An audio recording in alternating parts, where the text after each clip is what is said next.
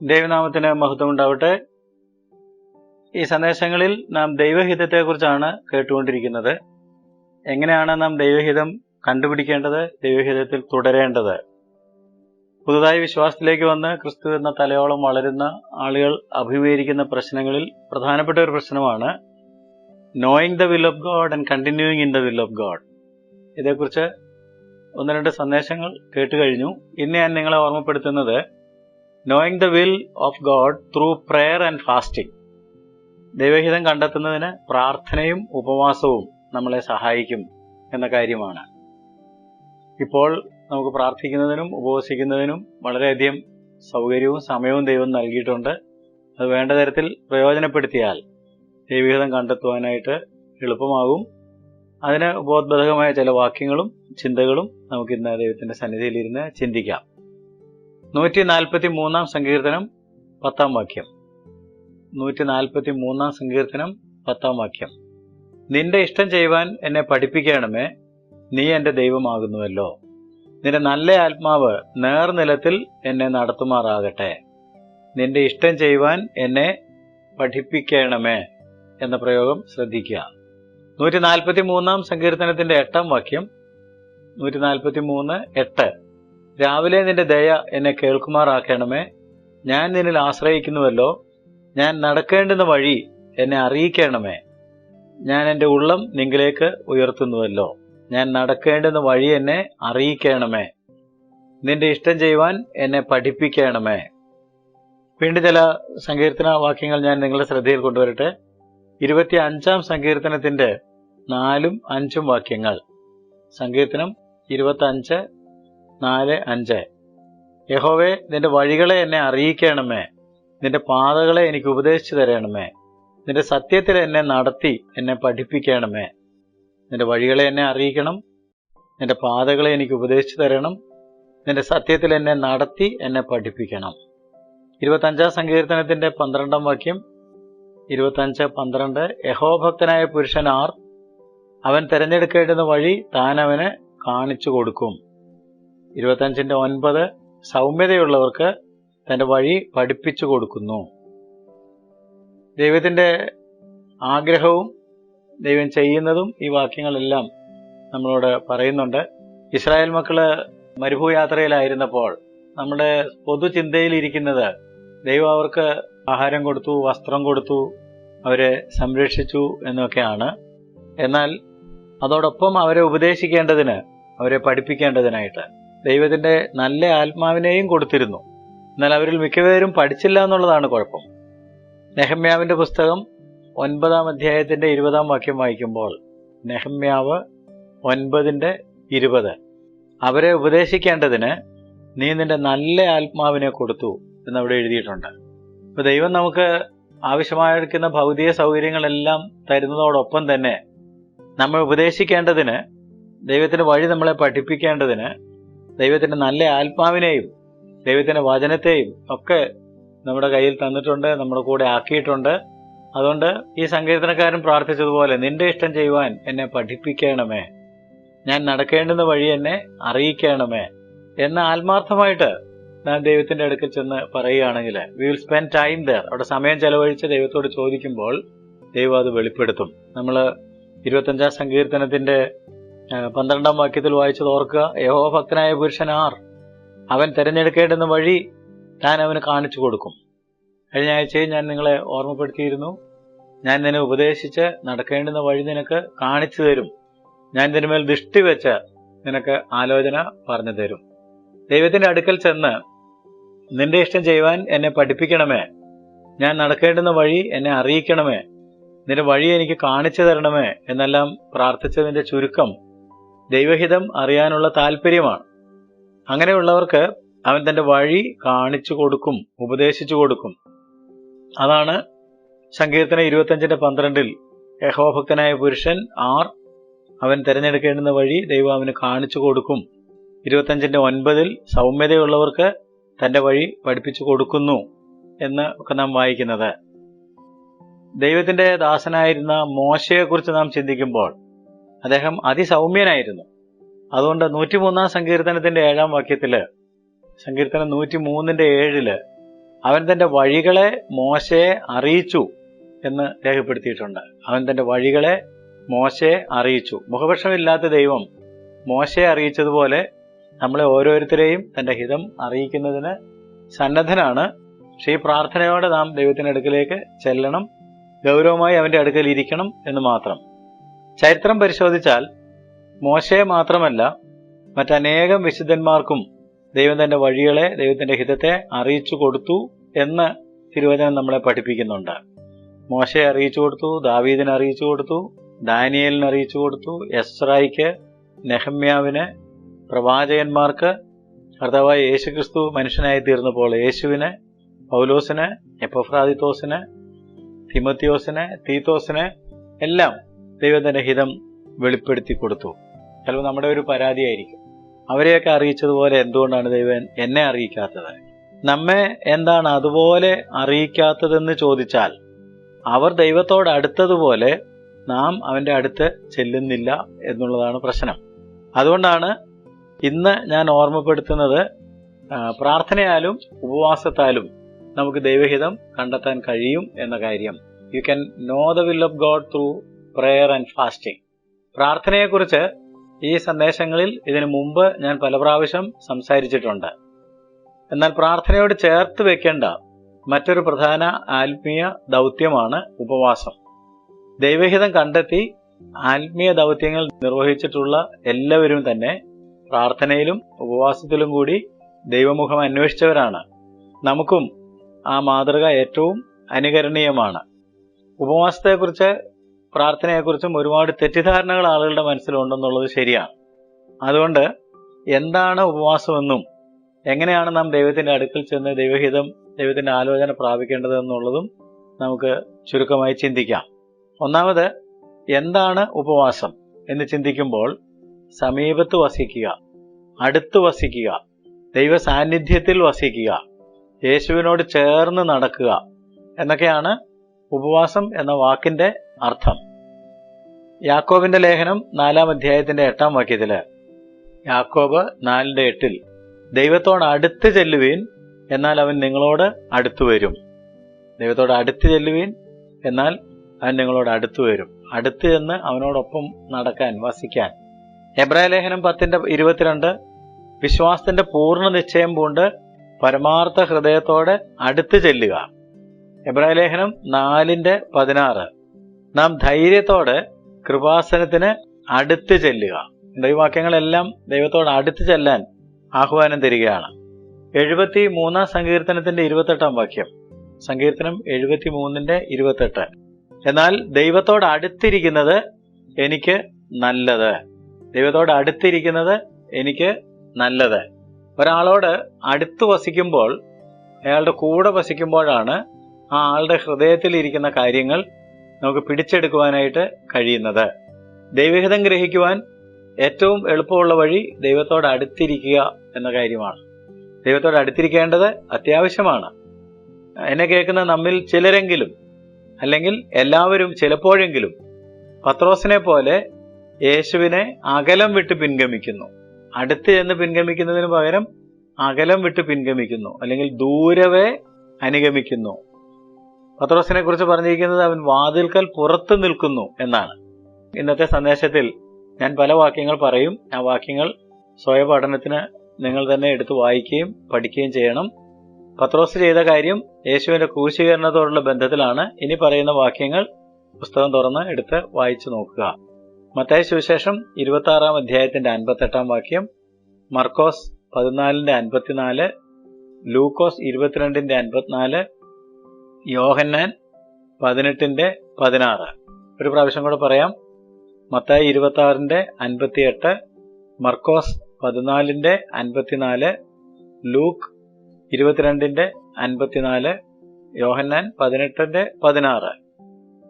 4 സുവിശേഷകന്മാരും പത്രോസ് ചെയ്ത ഈ കാര്യം എടുത്ത് രേഖപ്പെടുത്തിയിരിക്കുന്നത് നമ്മളത് കണ്ട് തിരുത്താൻ വേണ്ടിയാണ്.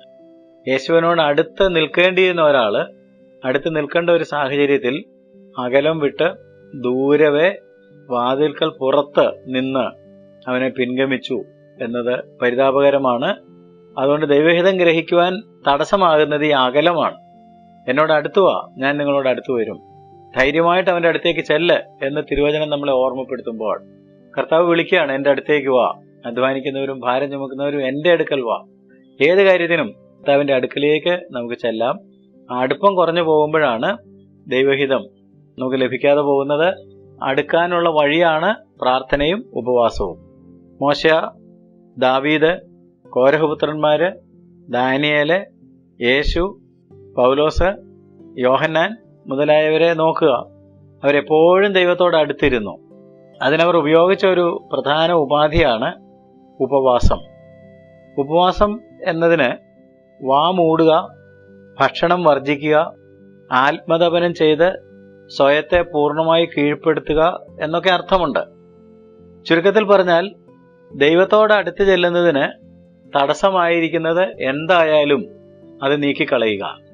എനിക്കും ദൈവത്തിനും ഇടയ്ക്ക് ഒന്നും പ്രതിബന്ധമായിരിക്കരുത് എന്നർത്ഥം. തടസ്സമുണ്ടാക്കുന്നത് ആഹാരമാണെങ്കിൽ അത് വെടിയണം. ആഹാരം ഉണ്ടാക്കുന്നതിന് നാം എടുക്കുന്ന സമയവും അതൊക്കെ ആസ്വദിച്ച് കഴിക്കാനെടുക്കുന്ന സമയവും ഒക്കെ ചിന്തിക്കുക. അപ്പോൾ പിന്നൊന്നിനും സമയം കിട്ടുന്നില്ല. ആഹാരം തടസ്സമായി നിൽക്കുന്നെങ്കിൽ അത് വെടിയണം. ഉറക്കമാണ് തടസ്സമായി നിൽക്കുന്നതെങ്കിൽ അത് കുറയ്ക്കണം. ഇന്റർനെറ്റോ മൊബൈൽ ഫോണോ ടിവിയോ അതുപോലത്തെ ആധുനിക സങ്കേതങ്ങൾ എന്തെങ്കിലുമാണ് അതിന് തടസ്സമായി നിൽക്കുന്നതെങ്കിൽ അത് ഒഴിവാക്കണം. സമയം കൊല്ലികളായ ജീവിതചര്യകളാണെങ്കിൽ അവ മാറ്റണം. എന്നിട്ട് ബോധപൂർവം ദൈവത്തോട് അടുത്ത് ചെല്ലണം. അപ്പോസ്തലനായ പൗലോസ് ഉറക്കമിളയ്ക്കുകയും വിശക്കുകയും ദാഹിക്കുകയും ഉപവസിക്കുകയും പ്രാർത്ഥിക്കുകയും ഒക്കെ ചെയ്ത ആളാണെന്നുള്ളത് അദ്ദേഹത്തിന്റെ അനുഭവങ്ങൾ വായിച്ചാൽ മനസ്സിലാക്കാനായിട്ട് സാധിക്കും. ഉപവാസത്തെക്കുറിച്ച് ചിലർക്കൊക്കെ പേടിയും ആശങ്കയും ഉണ്ടോ എന്നെനിക്ക് സംശയം. വേദപുസ്തകത്തിൽ വിവിധ തരം ഉപവാസത്തെക്കുറിച്ച് പറഞ്ഞിട്ടുണ്ട്. ഉപവാസം പലതരത്തിലാകാം. നമ്മൾ നാട്ടിൽ ചെയ്തു കാണുന്ന രീതിയിൽ മാത്രമല്ല ഉപവാസം. പലതരത്തിൽ ഒരാൾക്ക് ഉപവാസം അനുഷ്ഠിക്കാനായിട്ട് സാധിക്കും. 3 പ്രധാനപ്പെട്ട തരത്തിലുള്ള ഉപവാസങ്ങളെക്കുറിച്ച് ബൈബിൾ പഠിപ്പിക്കുന്നുണ്ട്. അത് ഞാൻ നിങ്ങളുടെ ശ്രദ്ധയിൽ കൊണ്ടുവരട്ടെ. ഒന്നാമത് നോർമൽ ഫാസ്റ്റിംഗ് അല്ലെങ്കിൽ സാധാരണ ഉപവാസം. ഇങ്ങനെയുള്ള ഉപവാസം നടത്തുമ്പോൾ ഭക്ഷണം വെടിയുന്നു, എന്തെങ്കിലും പാനീയം കഴിക്കും. ഞാൻ ചില വാക്യങ്ങൾ നിങ്ങളുടെ ശ്രദ്ധയിൽ കൊണ്ടുവരട്ടെ. നമ്മുടെ കർത്താവായ യേശുക്രിസ്തുവിനെ കുറിച്ചാണ്. മത്തായി സുവിശേഷം 4-ാം അധ്യായത്തിന്റെ 2-ാം വാക്യം. മത്തായി 4:2. യേശു 40 രാവും 40 പകലും ഉപവസിച്ച ശേഷം അവന് വിശന്നു. അങ്ങനെയാണ് വാക്യം. അതിന്റെ അർത്ഥം അവന് ദാഹിച്ചില്ല എന്ന് ഇംപ്ലൈഡ് ആയിട്ട്, അന്തർലീനമായിട്ട് കിടപ്പുണ്ട്. അവന് വിശന്നേ ഉള്ളൂ, ദാഹിച്ചില്ല. കാരണം അവൻ എന്തെങ്കിലും കുടിക്കുന്നുണ്ടായിരുന്നു. അത് നോർമൽ ഫാസ്റ്റിംഗ് ആയിരുന്നു. ലൂക്കോസ് 4:2 വായിക്കുമ്പോൾ, ലൂക്കോസ് 4:2, ആ ദിവസങ്ങളിൽ അവനൊന്നും ഭക്ഷിച്ചില്ല, അവ കഴിഞ്ഞപ്പോൾ അവന് വിശന്നു. അപ്പൊ അവിടെയും അവന് ദാഹിച്ചില്ല. കാരണം ആ ദിവസങ്ങളിൽ അവനൊന്നും കുടിച്ചിട്ടില്ല എന്നല്ല പറഞ്ഞത്, ഒന്നും ഭക്ഷിച്ചില്ല. അപ്പൊ എന്തെങ്കിലും കുടിക്കാം, പക്ഷെ ഭക്ഷണം വെടിയുന്നു. അതിനെയാണ് നോർമൽ ഫാസ്റ്റ്, സാധാരണ ഉപവാസം എന്ന് പറയുന്നത്. രണ്ടാമതായിട്ട് കഠിന ഉപവാസം അല്ലെങ്കിൽ ആബ്സല്യൂട്ട് ഫാസ്റ്റിംഗ് എന്ന് പറയുന്ന ഒരു തരത്തിൽ നമുക്ക് ഉപവസിക്കാനായിട്ട് സാധിക്കും. അതായത് ഭക്ഷണവും പാനീയവും പൂർണ്ണമായിട്ട് വെടിയുക. അപ്പോസ്തലപ്രവൃത്തി 9-ാം അധ്യായത്തിന്റെ 9-ാം വാക്യം. അപ്പോസ്തലപ്രവൃത്തി 9:9. അപ്പോസ്തലനായ പൗലോസിന്റെ മാനസാന്തരത്തിന് ശേഷം പൗലോസിനെ കുറിച്ചാണ് പറയുന്നത്. അവൻ 3 ദിവസം കണ്ണ് കാണാതെയും തിന്നുകയോ കുടിക്കുകയോ ചെയ്യാതെയും ഇരുന്നു. തിന്നുമില്ല, കുടിച്ചുമില്ല, തിന്നുകയോ കുടിക്കുകയോ ചെയ്യാതെയും എന്ന പ്രയോഗം പ്രത്യേകം ശ്രദ്ധിക്കുക. എസ്രായുടെ പുസ്തകം 10-ാം അധ്യായത്തിന്റെ 6-ാം വാക്യം. എസ്ര 10:6. അവൻ ദുഃഖിച്ചുകൊണ്ട് അപ്പം തിന്നാതെയും വെള്ളം കുടിക്കാതെയും അവിടെ രാപാർത്തു. എസ്തേറിന്റെ പുസ്തകം 4:16. എസ്തേർ 4:16. നിങ്ങൾ 3 ദിവസം രാവും പകലും തിന്നുകയോ കുടിക്കുകയോ ചെയ്യാതെ എനിക്ക് വേണ്ടി ഉപവസിക്കുക. ആവർത്തന പുസ്തകം 9-ാം അധ്യായത്തിന്റെ 9-ാം വാക്യവും 18-ാം വാക്യവും. ആവർത്തനം 9:9-18. മോശ പറയാണ്, ഞാൻ പർവ്വതത്തിൽ കയറി 40 രാവും പകലും പർവ്വതത്തിൽ താമസിച്ചു. ഞാൻ ആഹാരം കഴിക്കുകയോ വെള്ളം കുടിക്കുകയോ ചെയ്തില്ല. അപ്പൊ ഈ വാക്യങ്ങളിലെല്ലാം തിന്നുമില്ല കുടിച്ചുമില്ല എന്ന് എടുത്തു പറയുന്നുണ്ട്. അതിനെയാണ് കഠിന ഉപവാസം എന്ന് പറയുന്നത്. പുറപ്പാട് പുസ്തകം 34 അധ്യായത്തിന്റെ 28 വാക്യം വായിക്കുമ്പോൾ, പുറപ്പാട് 34:28 മോശയെക്കുറിച്ചാണ്.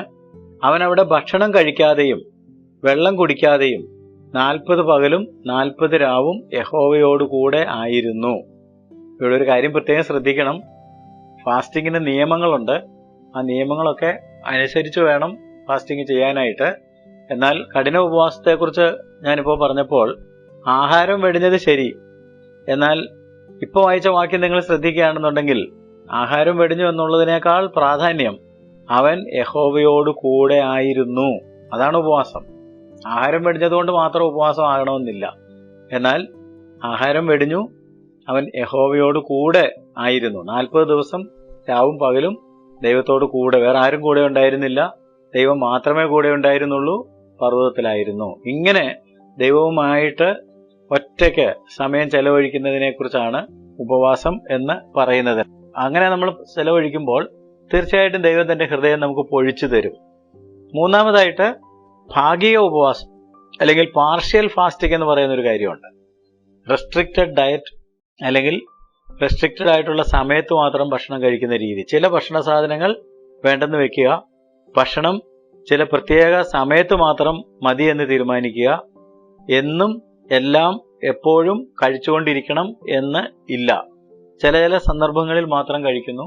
എല്ലാവരും കഴിക്കുന്നത് പോലെ എല്ലാ സാധനങ്ങളും കഴിച്ച് നമ്മൾ ജീവിതം ആസ്വദിക്കുന്നില്ല എന്നർത്ഥം. വാക്യങ്ങൾ ഞാൻ നിങ്ങളുടെ ശ്രദ്ധയിൽ കൊണ്ടുവരട്ടെ. ദാനിയേൽ പ്രവചനം 10 അധ്യായത്തിന്റെ 2-3 വാക്യങ്ങൾ. ദാനിയേൽ 10 അധ്യായത്തിന്റെ 2-3 വാക്യങ്ങൾ. ആ കാലത്ത് ദാനിയേൽ എന്ന ഞാൻ 3 ആഴ്ചവട്ടം മുഴുവനും ദുഃഖിച്ചുകൊണ്ടിരുന്നു, അല്ലെങ്കിൽ ആത്മതപനം ചെയ്തുകൊണ്ടിരുന്നു. 3 ആഴ്ചവട്ടം മുഴുവനും കഴിയുവോളം ഞാൻ സാധുഭോജനം കഴിക്കുകയോ മാംസവും വീഞ്ഞും ആസ്വദിക്കുകയോ ചെയ്തിട്ടില്ല, എണ്ണ തേച്ചിട്ടുമില്ല. അപ്പം ഒരുപാട് സാധനങ്ങൾ ഒഴിവാക്കി, ഭക്ഷണം കഴിച്ചു, പക്ഷെ സാധുഭോജനം കഴിച്ചില്ല, മാംസവും വീഞ്ഞും ആസ്വദിച്ചില്ല, എണ്ണ തേച്ചിട്ടുമില്ല. ഡാനിയേലിന്റെ പുസ്തകം തന്നെ 1 അധ്യായത്തിന്റെ 12 മുതൽ 15 വരെയുള്ള വാക്യങ്ങൾ വായിക്കുമ്പോൾ, ദാനിയേൽ 1 അധ്യായം 12 മുതൽ 15 വരെ, തിന്നാൻ ശാഖപദാർത്ഥവും കുടിപ്പാൻ പച്ചവെള്ളവും തന്നു നോക്കട്ടെ. ശാഖപദാർത്ഥവും പച്ചവെള്ളവും ബാക്കിയൊക്കെ ഒഴിവാക്കി. ദാനിയേൽ 1:8 രാജാവിന്റെ ഭോജനം കൊണ്ടും വീഞ്ഞുകൊണ്ടും തന്നെത്താൻ അശുദ്ധമാക്കുകയില്ല എന്ന് ഹൃദയത്തിൽ നിശ്ചയിച്ചു.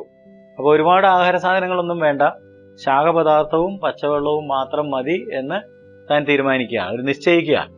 1 രാജാക്കന്മാർ 17 അധ്യായം വായിക്കുമ്പോൾ, 1 രാജാക്കന്മാരുടെ പുസ്തകം 17 അധ്യായം വായിക്കുമ്പോൾ നമുക്ക് ഏലിയാവിനെ അവിടെ കാണാം.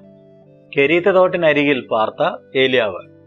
17:6 ഇങ്ങനെയാണ്: കാക്ക അവന് രാവിലെ അപ്പവും ഇറച്ചിയും വൈകുന്നേരത്ത് അപ്പവും ഇറച്ചിയും കൊണ്ടുവന്ന് കൊടുക്കും. തോട്ടിൽ നിന്ന് അവൻ കുടിക്കും. ഭക്ഷണം 2 നേരം മാത്രമേ ഉണ്ടായിരുന്നുള്ളൂ. ആ ഭക്ഷണത്തിനകത്താണെങ്കിൽ വൈവിധ്യവുമില്ല. അതായത് എന്നും അപ്പവും ഇറച്ചിയാണ്, അതിന് വൈവിധ്യമില്ല. നമ്മളായിരുന്നെങ്കിൽ എന്ത് പറഞ്ഞേനെ എന്ന് ചിന്തിക്കുക, ഇസ്രായേൽ മക്കൾ എന്ത് പറഞ്ഞു എന്ന് ചിന്തിക്കുക. മാത്രമല്ല, പാനീയങ്ങൾ പ്രത്യേകിച്ച് ഒന്നുമില്ല. ഭക്ഷണത്തിനകത്ത് പാനീയമുണ്ടല്ലോ. ഭക്ഷണം വെറൈറ്റി അല്ല, ഒരു സാധനം മാത്രമാണ്. എല്ലാ നേരവും ഇല്ല, 2 നേരം മാത്രമാണ്. പാനീയങ്ങൾ പ്രത്യേകിച്ച് ഒന്നുമില്ല. There was no variety food and it was not lavish. അല്ല, വേറെ തരത്തിൽ പറയുകയാണെങ്കിൽ eating to live, not living to eat. അവൻ ജീവിക്കാൻ മാത്രം ഭക്ഷിച്ചു, അല്ലാതെ ഭക്ഷിക്കാൻ വേണ്ടി അല്ല ജീവിച്ചത്. കുറച്ചു കഴിഞ്ഞപ്പോൾ ഏലിയാവിനെ സാരേഫാത്തിൽ കൊണ്ടുപോയി. അവിടെയാണെങ്കിൽ ആ വിധവയുടെ വീട്ടിൽ എന്താ ഉള്ളത്? അല്പം എണ്ണയും മാവും മാത്രമാണുള്ളത്. അപ്പൊ ഇവരെല്ലാം ഭക്ഷണത്തിൽ നിന്ന് മാത്രമല്ല, ഉറക്കത്തിൽ നിന്നും ജീവിത സുഖസൗകര്യങ്ങളിൽ നിന്നും ഒക്കെ ഒഴിഞ്ഞ് ദൈവത്തോട് അടുത്തിരുന്ന ആളുകളാണ്. ഞാൻ 3 തരം ഉപവാസത്തെക്കുറിച്ചാണ് നിങ്ങളോട് പറഞ്ഞത്. സാധാരണ ഉപവാസം, കഠിന ഉപവാസം, ഭാഗിക ഉപവാസം അല്ലെങ്കിൽ normal fasting, absolute fasting and partial fasting. ഇതിൽ ഏത് വേണമെങ്കിലും നമുക്ക് അനുവർത്തിക്കാവുന്നതാണ്. പക്ഷേ ഏറ്റവും പ്രധാനപ്പെട്ട ദൈവത്തോട് അടുത്തിരിക്കണം എന്ന കാര്യമാണ്. മോശയും ഏലിയാവും എസ്രയും നെഹമ്യാവും എസ്തേറും ദാനിയേലും യേശുവും പൗലോസും ഒക്കെ ദൈവഹിതപ്രകാരം എങ്ങനെ ജീവിച്ചു, ശുശ്രൂഷിച്ചു എന്ന് പരിശോധിക്കുകയും പഠിക്കുകയും ചെയ്യുക. അപ്പോൾ അവര് ഈ കാര്യങ്ങൾക്കൊക്കെ എന്തുമാത്രം പ്രാധാന്യം കൊടുത്തിരുന്നു എന്നുള്ളത് നമുക്ക് ഗ്രഹിക്കാനായിട്ട് സാധിക്കും. ഇസ്രായേൽ ചരിത്രത്തിൽ നിന്ന് അവരുടെ ആത്മീയ ജീവിതത്തിൽ പ്രാർത്ഥനയ്ക്കും ഉപവാസത്തിനും എന്തുമാത്രം പ്രാധാന്യമുണ്ടായിരുന്നു എന്ന് വായിച്ചു പഠിക്കുക. യേശുവിൻ്റെയും ആദിമസഭയുടെയും ചരിത്രത്തിൽ നിന്ന് അവരുടെ ആത്മീയ ജീവിതത്തിൽ പ്രാർത്ഥനയ്ക്കും ഉപവാസത്തിനും എന്തുമാത്രം പ്രാധാന്യമുണ്ടായിരുന്നു എന്ന് പരിശോധിക്കുക. നാം ഇന്ന് അതിൽ നിന്ന് എത്ര വ്യതിചലിച്ചിരിക്കുന്നു എന്ന് നമുക്ക് പെട്ടെന്ന് കാണാനായിട്ട് കഴിയും. പഴയ നിയമത്തിൽ നിന്നും പുതിയ നിയമത്തിൽ നിന്നും ഉപവസിച്ച് ദൈവത്തോട് അടുത്തിരുന്ന ആളുകളെ പരിചയപ്പെടാനായിട്ട് ഞാൻ കുറേ വാക്യങ്ങൾ പറയാൻ പോവുകയാണ്. അതിൽ നിന്ന് നിങ്ങൾക്ക് അവരുടെ ജീവചരിത്രം പരിശോധിക്കാനായിട്ട് സാധിക്കും. ദയവായിട്ട് ഈ വാക്യങ്ങൾ എഴുതിയെടുത്ത് അത് വായിക്കണം എന്ന് ഞാൻ എല്ലാവരെയും പ്രോത്സാഹിപ്പിക്കുകയാണ്. പഴയ നിയമത്തിൽ നിന്ന് പുറപ്പാട് പുസ്തകം 34 അധ്യായത്തിന്റെ 28 വാക്യം, ആവർത്തന പുസ്തകം 9 അധ്യായത്തിന്റെ 9 വാക്യവും 18 വാക്യവും, യോശുവയുടെ പുസ്തകം 7 അധ്യായത്തിന്റെ 6 വാക്യം, ന്യായാധിപന്മാരുടെ പുസ്തകം 20 അധ്യായത്തിന്റെ 26, 27 വാക്യങ്ങൾ, 1 ശമൂവേൽ 7 അധ്യായത്തിന്റെ 6 വാക്യവും 12 വാക്യവും, സങ്കീർത്തനം 35ന്റെ 13, 69ന്റെ 9 മുതൽ 10 വരെ, 2 ദിനവൃത്താന്തം 20 അധ്യായത്തിന്റെ 1 മുതൽ 30 വരെ, 1 രാജാക്കന്മാർ 17ഉം 18ഉം അധ്യായങ്ങൾ, എസ്ര 8 അധ്യായത്തിന്റെ 21, 23 വാക്യങ്ങൾ, നെഹമ്യാവ് 1:4, 9:1, എസ്തേർ 4 അധ്യായത്തിന്റെ 3 വാക്യം 16 വാക്യം, ഡാനിയേൽ 9:3, യോവേൽ 1:14, 2:13 മുതൽ 17 വരെ, യെശയ്യാവ് 58 അധ്യായം മുഴുവൻ, സക്കറിയ പ്രവചനം 7 അധ്യായത്തിന്റെ 5 മുതൽ 7 വരെ. ഈ വാക്യങ്ങളെല്ലാം നിങ്ങളൊന്ന് വായിച്ചാൽ തീർച്ചയായിട്ടും ഉപവാസത്തിന് ഇസ്രായേൽ മക്കളുടെയും പ്രവാചകന്മാരുടെയും ആത്മീയ നേതാക്കളുടെയും ഒക്കെ ജീവിതത്തിൽ എന്ത് സ്ഥാനമുണ്ടായിരുന്നു, അവർ പ്രാർത്ഥനയിൽ എങ്ങനെ സമയം ചെലവഴിച്ചു എന്ന കാര്യം നമുക്ക് ഗ്രഹിക്കാൻ സാധിക്കും. എല്ലാവർക്കും എല്ലാ വാക്യങ്ങളും കിട്ടിയില്ല എന്നുണ്ടെങ്കിൽ ഞാൻ ഒരു പ്രാവശ്യം കൂടെ വാക്യങ്ങൾ പറയാം. ഇത് നിങ്ങൾ പ്രയോജനപ്പെടുത്തണം എന്ന് ഞാൻ നിങ്ങളെ വീണ്ടും ഓർമ്മപ്പെടുത്തുന്നു. പുറപ്പാട് 34:28, ആവർത്തനം 9 അധ്യായം 9 വാക്യം 18 വാക്യം, യോശുവ 7 അധ്യായത്തിന്റെ 6 വാക്യം, ന്യായാധിപന്മാർ 20:26, 27, 1 ശമൂവേൽ 7 അധ്യായം 6 വാക്യം 12 വാക്യം, സങ്കീർത്തനം 35ന്റെ 13, 69ന്റെ 9ഉം 10ഉം, 2 ദിനവൃത്താന്തം 20 അധ്യായം മുഴുവൻ, 1 രാജാക്കന്മാർ 17ഉം 18ഉം അധ്യായങ്ങൾ, എസ്ര 8 അധ്യായത്തിന്റെ 21, 23 വാക്യങ്ങളെങ്കിലും, നെഹമ്യാവ് 1:4, 9:1, എസ്തേർ 4 അധ്യായം 3 വാക്യം 16 വാക്യം, ഡാനിയേൽ 9:3, യോവേൽ 1:14, 2:13 മുതൽ 17 വരെ, യെശയ്യാവ് 58 അധ്യായം, സക്കറിയാവ് 7 അധ്യായത്തിന്റെ 5 മുതൽ 7 വരെ. ഇനി പുതിയ നിയമം. പുതിയ നിയമത്തിലും നമുക്ക് ധാരാളം വാക്യങ്ങൾ ഇതോടുള്ള ബന്ധത്തിൽ കാണാൻ സാധിക്കുന്നുണ്ട്. ഞാൻ കുറച്ച് വാക്യങ്ങൾ പുതിയ നിയമത്തിൽ നിന്നും കൂടി പറഞ്ഞു തരട്ടെ. മത്തായി സുവിശേഷം 4:2, 6 അധ്യായത്തിന്റെ 16 മുതൽ 18 വരെ, 9:15, 17:21. മത്തായി സുവിശേഷം പറഞ്ഞ വാക്യങ്ങൾ ഒന്നുകൂടെ ആവർത്തിക്കുന്നു. 4:2, 6 അധ്യായത്തിന്റെ 16 മുതൽ 18 വരെ, 9 അധ്യായത്തിന്റെ 15, 17 അധ്യായത്തിന്റെ 21. ഇനി മർക്കോസിന്റെ സുവിശേഷം. മർക്കോസിന്റെ സുവിശേഷം 2 അധ്യായം 18 മുതൽ 20 വരെ, 9 അധ്യായത്തിന്റെ 29 വാക്യം, മർക്കോസ് 2:18 മുതൽ 20 വരെയും 9:29. ലൂക്കോസിന്റെ സുവിശേഷം 5 അധ്യായം 33 മുതൽ 35 വരെ, ലൂക്ക് 5 അധ്യായം 33 മുതൽ 35 വരെ. അപ്പോസ്തല പ്രവൃത്തി 10:30, 13:2-3, 14:23, 27:33. അപ്പോസ്തല പ്രവൃത്തിയിൽ നിന്ന് 10:30, 13:2-3, 14:23, 27:33. 1 കൊരിന്ത്യ ലേഖനം 7 അധ്യായത്തിന്റെ 5 വാക്യം, 2 കൊരിന്ത്യ ലേഖനം 6:5, 11:27. 1 കൊരിന്ത്യ ലേഖനം 7:5, 2 കൊരിന്ത്യ ലേഖനം 6:5, 11:27. ഈ ലേഖനങ്ങളിൽ എന്ന് പറഞ്ഞ വാക്യങ്ങൾ ഇംഗ്ലീഷ് ബൈബിളും കൂടി ഇംഗ്ലീഷ് അറിയാവുന്ന ആളുകൾ പരിശോധിക്കുന്നത് നല്ലതാണ്. മലയാളം ബൈബിളിൽ അവിടെ ഫാസ്റ്റിംഗ് എന്നുള്ളത് വളരെ ക്ലിയർ അല്ല. പട്ടിണി എന്നുള്ള പദവും അതുപോലെ തന്നെ പ്രാർത്ഥനയ്ക്ക് അവസരം എന്ന് മാത്രമേ ഉള്ളൂ. എന്നാൽ ഇംഗ്ലീഷിൽ വായിച്ചാൽ ഫോർ പ്രെയർ ആൻഡ് ഫാസ്റ്റിംഗ്, പട്ടിണിക്ക് പകരം ഫാസ്റ്റിംഗ് എന്ന് തന്നെ രേഖപ്പെടുത്തിയിട്ടുണ്ട്. അതുകൊണ്ട് ഈ വാക്യങ്ങളെല്ലാം നിങ്ങൾ പരിശോധിക്കണം, വായിക്കണം, തന്നെ പഠിക്കണം എന്ന് ഞാൻ നിങ്ങളെ പ്രോത്സാഹിപ്പിക്കുന്നു. ഈ വാക്യങ്ങൾ വായിക്കുമ്പോൾ നമുക്ക് ഞാൻ നേരത്തെ പറഞ്ഞ ധാരാളം ആളുകളുടെ ജീവചരിത്രത്തിൽ കൂടി സഞ്ചരിക്കാനായിട്ട് സാധിക്കും.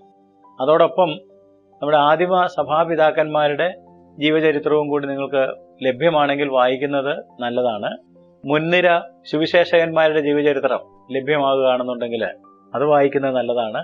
അവരൊക്കെ ഇതുപോലെ പ്രാർത്ഥനയിലും ഉപവാസത്തിലും സമയം ചെലവഴിച്ചവരാണ്. എപ്പിഫാനസ്, അസീസിയിലെ Francis, Martin Luther, John Calvin, John Knox, Wesley, Charles Finney, DL Moody, കേരളത്തിലാണെങ്കിൽ K. എബ്രഹാം സാറ്, ഷാരോൺ തോമാച്ചൻ, ഇങ്ങനെയുള്ള നവീകരണ പ്രസ്ഥാനങ്ങൾ ആരംഭിച്ച ആളുകളുടെ ഒക്കെ ജീവചരിത്രം നിങ്ങൾ വായിച്ചു നോക്കിയാൽ അവരൊക്കെ പ്രാർത്ഥനയ്ക്കും ഉപവാസത്തിനും എന്തുമാത്രം സമയം വേർതിരിച്ചിരുന്നു എന്നുള്ളത് നമുക്ക് കാണാൻ സാധിക്കും. ഇവരുടെ എല്ലാ ശുശ്രൂഷ വിജയത്തിന്റെ പിന്നിൽ പ്രാർത്ഥനയും ഉപവാസവും ഉണ്ടായിരുന്നു. അങ്ങനെയാണെങ്കിൽ തീർച്ചയായിട്ടും നമുക്കും ഇത് ആവശ്യമാണ് എന്ന് നാം ചിന്തിക്കണം.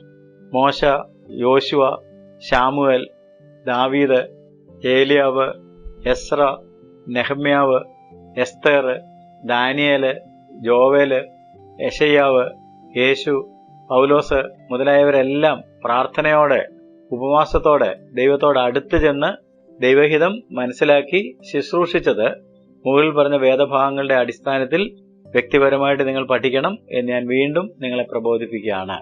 ഉപവാസത്തിന്റെയും പ്രാർത്ഥനയുടെയും പ്രയോജനം എന്ത് എന്ന് ചോദിച്ചാൽ, യാക്കോബിന്റെ ലേഖനം 1-ാം അധ്യായത്തിന്റെ 5-ാം വാക്യത്തില്, യാക്കോബ് 1-ാം അധ്യായത്തിന്റെ 5-ാം വാക്യത്തില്, നിങ്ങളിൽ ഒരുത്തന് ജ്ഞാനം കുറവാകുന്നുവെങ്കിൽ ഭത്സിക്കാതെ എല്ലാവർക്കും ഔദാര്യമായി കൊടുക്കുന്നവനായ ദൈവത്തോട് യാചിക്കട്ടെ, അപ്പോൾ അവന് ലഭിക്കും. എന്നാൽ അവൻ ഒന്നും സംശയിക്കാതെ വിശ്വാസത്തോടെ യാചിക്കണം. ഇത് മാത്രമല്ല, യേശു പഠിപ്പിച്ചതുപോലെ യാചിച്ചുകൊണ്ടേയിരിക്കണം, മടുത്തു പോകരുത്. Keep on asking. അങ്ങനെ കീപ്പ് ഓൺ ആസ്കിങ് ആകുമ്പോൾ ചിലപ്പോൾ നമ്മൾ ആഹാരം കഴിക്കാനും ഉറങ്ങാനും മറ്റു പല കാര്യങ്ങൾ ചെയ്യാനും ഒക്കെ മറന്നുപോകും. ദൈവത്തോട് യാചിക്കട്ടെ, അടുത്ത് എന്ന് യാചിക്കട്ടെ. അപ്പോൾ നമ്മൾ യാചിക്കണം, മുട്ടണം. അങ്ങനെ ദൈവസന്നിധിയിൽ അടുത്ത് ചെന്ന് ഇതൊരു ഗൗരവമായ കാര്യമാണ്, എനിക്കിത് കിട്ടിയെങ്കിലേ ഒക്കുകയുള്ളൂ എന്ന് ദൈവത്തോട് പറയണം. നമ്മുടെ വിശ്വാസം വർദ്ധിക്കുവാനും പ്രാർത്ഥനാ ജീവിതത്തിന് ആഴം നൽകുവാനും ഉപവാസത്തിന് കഴിയും. കാരണം ശരിയായ ഉപവാസത്തിൽ നാം ദൈവത്തോട് കൂടെ ഇരിക്കുകയാണല്ലോ, ദൈവത്തോടൊപ്പം സമയം ചെലവഴിക്കുകയാണല്ലോ. അതുകൊണ്ട് ഉപവാസത്തിന്റെ അടിസ്ഥാന ലക്ഷ്യം എന്ന് പറയുന്നത് ദൈവത്തിന്റെ അടുക്കലിരുന്ന് ദൈവത്തിന്റെ ഹൃദയത്തിലിരിക്കുന്ന ആലോചനകൾ, എന്നെക്കുറിച്ചും ലോകത്തെക്കുറിച്ചും ദൈവത്തിന്റെ വേലയെക്കുറിച്ചും ഒക്കെ ഉള്ളത് നാം മനസ്സിലാക്കുക എന്നുള്ളതാണ്. സദൃശ്യവാക്യം 1:23 വായിച്ചാൽ, പ്രോവേർബ്സ് 1-ാം അധ്യായത്തിന്റെ 23-ാം വാക്യം വായിച്ചാൽ, എന്റെ ശാസനയ്ക്ക് തിരിഞ്ഞുകൊള്ളുവീൻ, ഞാൻ എന്റെ മനസ്സ് നിങ്ങൾക്ക് പൊഴിച്ചു തരും, എന്റെ വചനങ്ങൾ നിങ്ങളെ അറിയിക്കും. Turn you at my reproof, behold I will pour out my spirit unto you, I will make known my words unto you. അപ്പോൾ നമ്മൾ ദൈവത്തിന്റെ അടുക്കലേക്ക് ചെന്ന് ദൈവഹിതം പഠിക്കാനായിട്ട് തുനിയുമ്പോൾ കർത്താവ് പറയുകയാണ്, ഞാൻ എൻ്റെ മനസ്സ് നിങ്ങൾക്ക് പൊഴിച്ചു തരും, എൻ്റെ വചനങ്ങളെ നിങ്ങളെ അറിയിക്കും. ദൈവത്തിന്റെ അടുത്ത് ചെല്ലുമ്പോൾ അവൻ തന്റെ മനസ്സ് നമുക്ക് പൊഴിച്ചു തരും, തന്റെ വചനങ്ങൾ നമ്മളെ അറിയിക്കും എന്നുള്ളത് ഇംഗ്ലീഷിൽ my spirit and my words. അതായത് ദൈവം തന്റെ ആത്മാവിനെയും തന്റെ വചനത്തെയും നമുക്ക് തരും. അതുകൊണ്ട് ദൈവഹിതം ഗ്രഹിക്കാൻ നാം ദൈവത്തിന്റെ ആത്മാവിന് നമ്മെ തന്നെ വിധേയപ്പെടുത്തണം. അങ്ങനെ വിധേയപ്പെടുത്തി ഇരിക്കുമ്പോഴാണ് ദൈവത്തിന് നമ്മളോട് കൃത്യമായിട്ട് ഇടപെടുവാനായിട്ട് സാധിക്കുന്നത്. Know the will of God through submission to the spirit, through submission to the word of God. ദൈവവചനത്തിനും ദൈവത്തിന്റെ ആത്മാവിനും നാം നമ്മെ തന്നെ വിധേയപ്പെടുത്തണം. ദൈവം ആത്മാവാണ്. അവൻ തന്റെ ആത്മാവിനെ നമ്മുടെ ആത്മാവിലേക്ക് പകർന്ന് അവന്റെ ഹിതം നമുക്ക് വെളിപ്പെടുത്തും. പ്രാർത്ഥനയെക്കുറിച്ച് പോലും വേണ്ടതുപോലെ പ്രാർത്ഥിക്കേണ്ടത് എന്തെന്ന് നാം അറിയുന്നില്ല. എന്നാൽ ദൈവത്തിന്റെ ആത്മാവാണ് ദൈവഹിതപ്രകാരം നമ്മളെ കൊണ്ട് പ്രാർത്ഥിപ്പിക്കുന്നത്. ദൈവത്തിന്റെ ആത്മാവ് നമ്മിൽ വസിക്കുകയും നമ്മെ മുദ്രയിടുകയും നമ്മെ നിറയ്ക്കുകയും നമ്മളെ നടത്തുകയും ഒക്കെ ചെയ്യും. The Spirit of God indwells us, seals us, fills us, guides us, leads us. അതുകൊണ്ടാണ് എഫേസ്യ ലേഖനം 5:18 be continuously filled with the holy Spirit. ആത്മാവ് നിറഞ്ഞവരായിക്കൊണ്ടിരിക്കുക എന്ന് നാം വായിക്കുന്നത്. ആത്മാവ് നിറഞ്ഞവരായിക്കൊണ്ടിരിക്കുന്നതിന് ദൈവത്തോട് അടുത്തിരിക്കേണ്ടത് ആവശ്യമാണ്. അതുകൊണ്ടാണ് സങ്കീർത്തനക്കാരൻ പറഞ്ഞത്, ദൈവത്തോട് അടുത്തിരിക്കുന്നത് എനിക്ക് നല്ലത്, നിന്നോട് അകന്നിരിക്കുന്നവർ നശിച്ചു പോകുന്നു എന്ന്. അപ്പോൾ ദൈവത്തോട് അടുത്തിരിക്കാൻ തടസ്സമായതിനെ നീക്കിക്കളഞ്ഞ് ദൈവത്തിന്റെ അടുത്തേക്ക് ചെല്ലുന്നതിനെയാണ് ഉപവാസം എന്ന് പറയുന്നത്. അങ്ങനെ നമ്മൾ അടുത്ത് ചെല്ലുമ്പോൾ എഫേസ്യ ലേഖനം 5:18 പറഞ്ഞതുപോലെ will be continuously filled with the holy Spirit. ആത്മാവിനാൽ നിരന്തരം നിറഞ്ഞുകൊണ്ടിരിക്കും. നിറഞ്ഞുകൊണ്ടിരിക്കുക എന്ന് പറഞ്ഞാൽ അതിന്റെ അർത്ഥം എന്തെങ്കിലും വൈകാരികമായിട്ടുള്ള ചില ചേഷ്ടകൾ കാണിക്കുമെന്നല്ല. Will be controlled by the holy spirit. നമ്മുടെ ചിന്തകളും പ്രവർത്തനങ്ങളും ജീവിതവും എല്ലാം പരിശുദ്ധാത്മ നിയന്ത്രണത്തിലായിരിക്കും. ഞാനല്ല എന്നെ നിയന്ത്രിക്കുന്നത്, ദൈവത്തിന്റെ ആത്മാവായിരിക്കും എന്നെ നിയന്ത്രിച്ച് നടത്തുന്നത്. എഫേസ്യർ 5:18 ചേർത്ത് വെക്കാവുന്ന ഒരു വാക്യമാണ് ഗലാത്യർ 5:16. ഗലാത്യർ 5:16 ആത്മാവിനെ അനുസരിച്ച് നടപ്പീൻ, എന്നാൽ നിങ്ങൾ ജഡത്തിന്റെ മോഹം നിവർത്തിക്കുകയില്ല. അവിടെ ജഡത്തിന്റെ മോഹം എന്ന് പറഞ്ഞത് ഗലാത്യ ലേഖനത്തിൽ നിന്ന് പഠിച്ചത് ഓർക്കുമെങ്കിൽ, ദൈവത്തിന്റെ മോഹത്തിനെതിരായിട്ട് എനിക്കറിയാം, എന്റെ ഇഷ്ടപ്രകാരം എല്ലാ കാര്യങ്ങളും ദൈവവേല പോലും എനിക്കറിയാം, ഞാൻ ചെയ്തോളാം എന്ന് ചിന്തിച്ച് പോകുമ്പോൾ നാം ദൈവത്തിന്റെ ഹിതമല്ല, ജഡത്തിന്റെ ഹിതമാണ് നിവർത്തിക്കുന്നത്. എന്നാൽ നാം നിരന്തരം ആത്മാവിനാൽ നിറയുകയും ആത്മാവിനെ അനുസരിച്ച് നടക്കുകയും ചെയ്യുമ്പോൾ ജഡത്തിന്റെ മോഹം നിവർത്തിക്കുകയില്ല. അല്ലെങ്കിൽ നിങ്ങൾ നിങ്ങളുടെ സ്വയം മോഹങ്ങൾ നിവർത്തിക്കുകയില്ല, ദൈവത്തിന്റെ മോഹം മാത്രമേ നിങ്ങൾ നിവർത്തിക്കുകയുള്ളൂ എന്നാണ് ആ വായിച്ചതിന്റെ അർത്ഥം. അതുകൊണ്ട് തന്നെയാണ് കഴിഞ്ഞ ചില ക്ലാസ്സുകളിൽ കഷ്ടതയെക്കുറിച്ച് നാം കേട്ടത്. പത്രോസ് പറയുന്നുണ്ട് ജഡത്തിൽ കഷ്ടം അനുഭവിക്കുന്നത് നല്ലതാണ്. 1 പത്രോസ് 4 ആദ്യത്തെ വാക്യങ്ങൾ വായിക്കുക. ജഡത്തിൽ കഷ്ടം അനുഭവിച്ചവൻ മനുഷ്യരുടെ മോഹങ്ങൾക്കല്ല, നമ്മുടെ സ്വയം മോഹങ്ങൾക്കല്ല, ദൈവത്തിന്റെ മോഹങ്ങൾക്ക്, ദൈവത്തിന്റെ ഹിതത്തിന് വിധേയപ്പെടുത്തേണ്ടതിന് പാപം വിട്ട് ഒഴിഞ്ഞിരിക്കുന്നു. ദൈവത്തോട് അടുത്ത് ചെല്ലുമ്പോഴും സംഭവിക്കുന്ന ഒരു കാര്യം അതാണ്. പാപമാണ് നമ്മളെ ദൈവത്തിൽ നിന്ന് അകറ്റുന്നത്. എന്നാൽ നാം നിഷ്ഠയോടെ, നിർബന്ധ ബുദ്ധിയോടെ ദൈവത്തോട് അടുത്ത് ചെല്ലുമ്പോൾ പാപത്തെ നീക്കി കളയേണ്ടതായിട്ട് വരും. അപ്പോൾ നമ്മുടെ ഉറക്കവും അമിതാഹാരവും നമ്മുടെ അമിതമായിട്ടുള്ള ടിവിയും ഇന്റർനെറ്റും ഒക്കെ നമ്മൾ ഒഴിവാക്കി ദൈവത്തിന്റെ അടുത്തേക്ക് ചെല്ലുമ്പോൾ തീർച്ചയായിട്ടും പാപം നമ്മളിൽ നിന്ന് നീങ്ങുക ചെയ്യുന്നത്. കാരണം ഇതിൽ കൂടിയൊക്കെയാണ് പാപം നമ്മുടെ ജീവിതത്തിലേക്ക് പ്രവേശിക്കുന്നത്. അതെല്ലാം നീങ്ങി പോകുമ്പോൾ നമുക്ക് ദൈവത്തോട് അടുത്തിരിക്കാൻ കഴിയുമ്പോൾ ദൈവം തന്റെ മനസ്സ് നമുക്ക് ഒഴിച്ചു തരും. യെശയ്യാ പ്രവാചകന്റെ പുസ്തകം 6-ാം അധ്യായത്തിന്റെ ആദ്യത്തെ 8 വാക്യങ്ങൾ വായിക്കുക. പരിചിതമായ വാക്യങ്ങളാണ്. യെശയ്യാവ് 6-ാം അധ്യായത്തിന്റെ 1 മുതൽ 8 വരെ. അവിടെ യെശയ്യാവ് കർത്താവ് ഉയർന്നും പൊങ്ങിയുമുള്ള സിംഹാസനത്തിൽ ഇരിക്കുന്നതൊക്കെ കണ്ടു കഴിഞ്ഞിട്ട് ഒരു മാനസാന്തരമൊക്കെ ഉണ്ടായി. ദൈവത്തോട് അവൻ അടുത്തു. അപ്പോൾ ദൈവരാജ്യ ദൗത്യ നിർവഹണത്തിനായിട്ട് ദൈവം ഒരാളെ അന്വേഷിക്കുന്നു എന്ന് പ്രവാചകന് മനസ്സിലായത്. 8-ാം വാക്യം മാത്രം നോക്കുകയാണെങ്കിൽ, അനന്തരം ഞാൻ ആരെ അയക്കേണ്ടു, ആർ നമുക്ക് വേണ്ടി പോകും എന്ന് ചോദിക്കുന്ന കർത്താവിന്റെ ശബ്ദം കേട്ടിട്ട് അടിയനിതാ, അടിയനെ അയക്കണമേ എന്ന് ഞാൻ പറഞ്ഞു. അതുവരെ ദൗത്യം നിർവഹിക്കാനായിട്ട്, ദൂതൊക്കെ ലഭിക്കാനായിട്ട് എന്ത് ചെയ്യണമെന്ന് നിശ്ചയമില്ലാത്തൊരു തരത്തിലാണ് യെശയ്യാവ് ഇരുന്നതെങ്കിൽ, ഈ ദൈവദർശനം, ദൈവത്തോട് അടുത്ത് എന്ന് അവൻ ഉയർന്നും പൊങ്ങിയുമുള്ള സിംഹാസനത്തിലൊക്കെ ഇരിക്കുന്നത് കണ്ടപ്പോഴാണ് കർത്താവിന്റെ ഹിതം, ദൈവത്തിന്റെ ദൗത്യ നിർവഹണത്തിനായി ദൈവരാജ്യം ലോകത്തിൽ വെളിപ്പെടുത്തുന്നതിനായിട്ട് ഒരാളെ അയക്കണം, അതിനായിട്ട് ദൈവം ഒരാളെ നോക്കിക്കൊണ്ടിരിക്കുകയാണ് എന്ന് വെളിപ്പെട്ട് കിട്ടിയത്. ആ ചോദ്യം അവൻ കേട്ടു, ഞാൻ ആരെ അയക്കേണ്ടു, ആർ നമുക്ക് വേണ്ടി പോകും. കർത്താവിന്റെ ശബ്ദം കേട്ടു. കർത്താവിന്റെ ശബ്ദം കേൾക്കണം. അപ്പൊ നമ്മൾ അവന്റെ അടുക്കലോട്ട് ചെല്ലുമ്പോഴാണ് അവന്റെ ശബ്ദം കേൾക്കുന്നത്. അപ്പൊ അത് കേട്ട് അവന്റെ ആജ്ഞ അനുസരിക്കുന്നവരായിട്ട് ഇരിക്കുവാനായിട്ടാണ് ഞാനിന്ന് നിങ്ങളെ ആഹ്വാനം ചെയ്യുന്നത്. പ്രാർത്ഥനയോടും ഉപവാസത്തോടും കൂടെ ദൈവത്തോട് നാം അടുത്ത് ചെല്ലുമ്പോൾ, ദൈവത്തിന്റെ ആത്മാവിന് നാം നമ്മെ തന്നെ വിധേയപ്പെടുത്തുമ്പോൾ, ആത്മാവ് നമ്മളെ കൂടുതൽ നിറയ്ക്കുകയും നടത്തുകയും ചെയ്യുമ്പോൾ നമ്മുടെ എല്ലാ ആഗ്രഹങ്ങളും, നമ്മുടെ എല്ലാ ചിന്തകളും, നമ്മുടെ എല്ലാ പ്രവർത്തനങ്ങളും ദൈവഹിതപ്രകാരമാകുന്നതിന് ദൈവം കൃപ ചെയ്യും. ചിലപ്പോൾ ജീവിത സാഹചര്യങ്ങൾ വഴിയും ദൈവദാസന്മാർ നൽകുന്ന ആലോചനകൾ വഴിയും ഒക്കെ ദൈവം തന്റെ ഹിതം വെളിപ്പെടുത്തി അതിന്റെ പൂർത്തീകരണത്തിലേക്ക് എത്തിക്കും. നിങ്ങൾ ഈ കാര്യങ്ങൾ മനസ്സിലാക്കുന്നതിന് ജീവചരിത്രങ്ങൾ പഠിക്കണം എന്ന് ഞാൻ നിങ്ങളെ ഓർമ്മപ്പെടുത്തുകയാണ്. ഉദാഹരണത്തിന് ജോസഫിനെ നോക്കുക.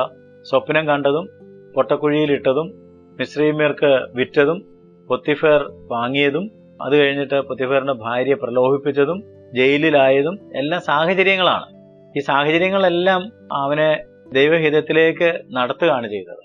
ആ സാഹചര്യങ്ങൾക്കൊക്കെ അവൻ വിധേയപ്പെട്ട് പോയപ്പോൾ ദൈവഹിതത്തിൽ അവൻ എത്തിച്ചേരുകയാണ് ചെയ്തത്. മോശയെ നോക്കുക. അപ്പനും അമ്മയും കൂടി വെള്ളത്തിൽ ഒഴുക്കി വിട്ടു. വലിച്ചെടുക്കാനായിട്ട് ഒരു ഫറവോന്റെ മകളെ അവിടെ ക്രമീകരിച്ചിട്ടുണ്ടായിരുന്നു. പിന്നീട് അദ്ദേഹത്തിന്റെ ജീവിതത്തിൽ സംഭവിച്ച സാഹചര്യങ്ങളെല്ലാം പരിശോധിച്ച് നോക്കുക. സാഹചര്യങ്ങളുടെ നടുവിലാണ് ദൈവം വെളിപ്പെട്ടു വന്നത്. അതുകൊണ്ട് സാഹചര്യങ്ങളിൽ കൂടി ദൈവം തന്റെ ഹിതം നമുക്ക് വെളിപ്പെടുത്തി തരും. ദൈവദാസന്മാരെ ചിലപ്പോൾ, പ്രവാചകന്മാരെ ചിലപ്പോൾ ദൈവം ആലോചനയുമായി നമ്മുടെ അടുത്തേക്ക് അയച്ചു എന്ന് വരാം. ദാവീദിനെ തിരുത്തുവാൻ നാഥാൻ പ്രവാചകനെ അവന്റെ അടുക്കൽ അയച്ചു, അവന്റെ ഹിതം വെളിപ്പെടുത്തി കൊടുത്തു. അല്ലെങ്കിൽ ദാവീദ് തന്റെ തെറ്റ് തിരുത്തുമായിരുന്നില്ല, നമുക്ക് ചില സങ്കീർത്തനങ്ങളൊക്കെ നഷ്ടപ്പെട്ടു പോയേനെ. എന്നാൽ ദൈവം തന്റെ ഒരു ദാസനെ അയച്ചതുകൊണ്ടാണ്, ആ ദൈവത്തിന്റെ ഹിതം വെളിപ്പെടുത്തി കൊടുത്തതുകൊണ്ടാണ് ദാവീദിന് തിരുത്താനായിട്ട് കഴിഞ്ഞത്. ഇതെല്ലാം പുസ്തകത്തിൽ നിങ്ങൾ പഠിക്കണം, ജീവചരിത്രങ്ങൾ പരിശോധിക്കണം. എങ്ങനെയാണ് സാഹചര്യങ്ങൾ കൂടി ദൈവഹിതം വെളിപ്പെട്ടത്, എങ്ങനെയാണ് ദൈവദാസന്മാർ വഴി ദൈവത്തിന്റെ ഹിതം വെളിപ്പെട്ടത്. പ്രാർത്ഥനയിലും ഉപവാസത്തിലും ഇരുന്നപ്പോൾ അപ്പോസ്തല പ്രവൃത്തി 13-ാം അധ്യായത്തില് പൗലോസിനെയൊക്കെ വിളിച്ചിരുന്ന വേലയ്ക്കായിട്ട്, അവരെ വേർതിരിക്കാനായിട്ട് പരിശുദ്ധാത്മാവ് സംസാരിച്ചത്. ഇതെല്ലാം നമ്മൾ പരിശോധിച്ചാൽ നമുക്കും എങ്ങനെയാണ് പ്രാർത്ഥനയിലും ഉപവാസത്തിലും ദൈവത്തിന്റെ അടുക്കൽ ചെന്നിരുന്ന് ദൈവത്തിന്റെ ഹിതം ഗ്രഹിക്കേണ്ടതെന്നുള്ളത് മനസ്സിലാക്കാനായിട്ട് സാധിക്കും. ഇങ്ങനെ വിവിധ തരത്തിൽ ദൈവത്തിന്റെ ഹിതം വെളിപ്പെടുത്തും. എന്നാൽ നന്മയും പ്രസാദവും പൂർണ്ണതയുമുള്ള ദൈവഹിതം കണ്ടെത്തി അതിൽ തന്നെ ജീവിത അന്ത്യം വരെ തുടരാനുള്ള ഉത്തരവാദിത്വം ദൈവം ഓരോ വിശ്വാസിക്കും ഏൽപ്പിച്ചിരിക്കുകയാണ്. ഏതെങ്കിലും ദൈവദാസൻ വരട്ടെ, അല്ലെങ്കിൽ ഒരു ഉപവാസ പ്രാർത്ഥന ഉണ്ടാകട്ടെ, ഒരു സാഹചര്യം വരട്ടെ, എന്നിട്ട് ദൈവഹിതം കണ്ടെത്താം എന്ന് വിചാരിച്ചിരിക്കേണ്ട. നമ്മുടെ ഓരോരുത്തരുടെയും വ്യക്തിപരമായ ഉത്തരവാദിത്വമാണ് ദൈവഹിതം കണ്ടെത്തുക, അതിൽ തന്നെ അങ്ങേയറ്റം വരെ ഇരിക്കുക എന്നുള്ളത്. ഓരോ വിശ്വാസിക്കും ദൈവഹിതം ഏൽപ്പിച്ചിരിക്കുക. നാം അത് നന്നായി നിർവഹിക്കണം എന്ന് ദൈവം നമ്മെക്കുറിച്ച് ആഗ്രഹിക്കുന്നുണ്ട്, പ്രതീക്ഷിക്കുന്നുണ്ട്. നമുക്ക് ആ പ്രതീക്ഷയ്ക്ക് ഒത്ത ഉയരാനായിട്ട് ദൈവകൃപ അപേക്ഷിക്കുകയും പ്രാർത്ഥിക്കുകയും നമ്മെ ദൈവത്തിന്റെ കരങ്ങളിൽ സമർപ്പിക്കുകയും ചെയ്യേണ്ടത് ആവശ്യമാണ്. ഞാൻ ഒരു കാര്യം കൂടി നിങ്ങളുടെ ശ്രദ്ധയിലേക്ക് കൊണ്ടുവരട്ടെ. നേരത്തെ സൂചിപ്പിച്ചിരുന്നു, ഈ COVID-19 കാലഘട്ടത്തിൽ എല്ലാവർക്കും പ്രാർത്ഥിക്കുവാനും ഉപവസിക്കുവാനും ദൈവം ധാരാളം സമയം നൽകിയിട്ടുണ്ട്. ഇപ്പോൾ നമുക്ക് സമയമില്ലെങ്കിൽ ഇനി ഒരിക്കലും നമുക്ക് സമയം ഉണ്ടാവുകയില്ല എന്നും അറിഞ്ഞിരിക്കേണ്ടതാണ്. ഒരുപക്ഷെ ചെയ്തു തീർക്കുവാൻ നാം ആഗ്രഹിച്ചിരുന്ന ഒരുപാട് കാര്യങ്ങൾ ചെയ്യാനുള്ള ഒരു സമയമായിട്ടാണ് ദൈവം ഈ സമയം നമുക്ക് തന്നിരിക്കുന്നത് കാര്യം ഓർക്കുക. ഇപ്പോൾ നമുക്ക് സമയം ലഭിക്കുന്നില്ലെങ്കിൽ ഇനി എന്നാ സമയം ലഭിക്കുക? അതുകൊണ്ട് നമുക്ക് സമയം തക്കത്തിൽ വിനിയോഗിക്കുന്നവരായിരിക്കാം. കർത്താവിന്റെ അടുത്ത് ചെന്നിരുന്ന് മറിയയെ പോലെ അവൾ കർത്താവിന്റെ കാൽപാദത്തിൽ ഇരുന്ന് അവന്റെ ശബ്ദം കേട്ടു. കർത്താവ് പറഞ്ഞു, അവൾ നല്ല അംശം തിരഞ്ഞെടുത്തിരിക്കുന്നു. അവന്റെ ഹിതം അവൾ തിരിച്ചറിഞ്ഞു. അതുപോലെ തടസ്സങ്ങളെല്ലാം നീക്കി കളഞ്ഞിട്ട് അവന്റെ കാൽപാദത്തിൽ ചെന്നിരുന്നിട്ട് അവന്റെ ശബ്ദം കേട്ട് അവന്റെ ആലോചന അനുസരിക്കുന്ന വീരന്മാരായിട്ടിരിക്കുവാനായിട്ട് നമുക്ക് നമ്മളെ തന്നെ സമർപ്പിക്കേണ്ടത് ആവശ്യമാണ്. ഞാൻ ഇന്നുകൊണ്ട് ഫോക്കസ് ചെയ്തത് നിങ്ങളുടെ ശ്രദ്ധയിൽ വന്നു എന്ന് വിചാരിക്കുന്നു. നാം പ്രാർത്ഥനയാലും ഉപവാസത്താലും ദൈവത്തിന്റെ പരിശുദ്ധാത്മാവിന്റെ നിറവിൽ ആത്മാവിന് നമ്മളെ തന്നെ വിധേയപ്പെടുത്തി സാഹചര്യങ്ങളെയും ദൈവദാസന്മാരെയും ഒക്കെ വിവേചിച്ചുകൊണ്ടിരിക്കുന്ന ആളുകളാണെങ്കിൽ ദൈവം തന്റെ ഹിതം നമുക്ക് വെളിപ്പെടുത്തി തരും. അതിന് കഴിഞ്ഞ സന്ദേശങ്ങളിലൊക്കെ ഞാൻ പറഞ്ഞത് കൂടാതെ ഇതും കൂടെ അതിന്റെ കൂടെ കൂട്ടിച്ചേർക്കുകയാണെന്നുണ്ടെങ്കിൽ അവന്റെ ഹിതം ഗ്രഹിച്ച് അനുഷ്ഠിക്കുന്നതിനായിട്ട് അവൻ തന്നിരിക്കുന്ന അവസരം നന്നായിട്ട് വിനിയോഗിച്ച് നമുക്കൊരു പരാതിയും പിന്നെ പറയാനുണ്ടാവുകയില്ല. ആ ദൈവത്തിന്റെ ഹിതം കണ്ടെത്തി അത് തന്നെ ചെയ്യുന്നവരായിട്ടിരിക്കുന്നതിനായിട്ട് നമുക്ക് നമ്മളെ സമർപ്പിക്കാം, ഉത്സാഹിക്കാം. വരുന്ന ദിവസങ്ങളിൽ പ്രാർത്ഥനയ്ക്കും ഉപവാസത്തിനും ദൈവമുഖം അന്വേഷിക്കുന്നതിനും എന്നെ കേട്ട എല്ലാ പ്രിയപ്പെട്ടവരും കൂടുതൽ സമയം കണ്ടെത്തും, ചെലവഴിക്കും, നീക്കിവെക്കും എന്ന് ഞാൻ വിശ്വസിക്കുകയാണ്. നമുക്ക് ഒരുമിച്ച് നമ്മളെ അതിനായിട്ട് ദൈവത്തിന്റെ കാര്യങ്ങളിൽ സമർപ്പിക്കുകയും പ്രാർത്ഥിക്കുകയും, കർത്താവേ, നിന്റെ ഹിതം ഗ്രഹിക്കുവാനായിട്ട് നിന്നോട് കൂടുതൽ അടുത്തു വരുവാനായിട്ട്, എന്നോട് അടുത്തു പോകാൻ ഞാൻ നിങ്ങളോട് അടുത്തു വരാം എന്നാണ് കർത്താവിന്റെ ആഗ്രഹം. നമ്മോട് അടുത്തിരിക്കണമെന്നാണ്. നമ്മുടെ പാപങ്ങളും നമ്മുടെ ലൗകിക താല്പര്യങ്ങളും നമ്മുടെ ജഡവും ഒക്കെയാണ് നമ്മളെ അകറ്റിക്കളയുന്നത്. അതെല്ലാം ഒന്ന് മാറ്റി കളയാനായിട്ടാണ് ഈ ഉപവാസം എന്ന് പറഞ്ഞത്. അത് നോർമലാകാം, ആബ്സല്യൂട്ട് ആകാം, അല്ലെങ്കിൽ പാർഷ്യൽ ആകാം. ഏത് തരത്തിലാണെങ്കിലും നാം ദൈവസന്നിധിയിൽ വസ്ത്രങ്ങളെയല്ല നമ്മുടെ ഹൃദയങ്ങളെ തന്നെ കീറി ദൈവത്തിന്റെ മുഖം അന്വേഷിക്കുവാൻ, ദൈവത്തിന്റെ ആലോചന ഗ്രഹിക്കുവാൻ അവന്റെ അടുക്കൽ ചെന്നിരിക്കേണ്ടതാണ്. അതിന് കർത്താവ് നിങ്ങൾക്ക് ഓരോരുത്തർക്കും കൃപ തരട്ടെ, നമ്മളെ ജ്വലിപ്പിക്കട്ടെ എന്ന് ഞാൻ പ്രാർത്ഥിക്കുന്നു. നമുക്ക് നമ്മളെ സമർപ്പിക്കാം. കർത്താവേ, സ്വർഗ്ഗസ്ഥ പിതാവേ, ഞങ്ങളെ തന്നെ അവിടുത്തെ കരങ്ങളിൽ സമർപ്പിക്കുകയാണ്. നീ എത്രയോ ഉന്നതൻ, എത്രയോ നല്ലവൻ, ഞങ്ങളെ എത്രയോ കരുതുകയും നടത്തുകയും ചെയ്യുന്നവനെന്ന് ഓർത്ത് ഞാൻ നിനക്ക് സ്തോത്രവും സ്തുതിയും ആരാധനയും അർപ്പിക്കുന്നു. നിന്റെ ഹിതം കർത്താവെ ഞങ്ങൾക്ക് വെളിപ്പെടുത്തി തരുവാൻ തക്കവണ്ണം അവിടുന്ന് കാണിക്കുന്ന കരുണയ്ക്കായിട്ട് നന്ദിയോടെ സ്തോത്രം.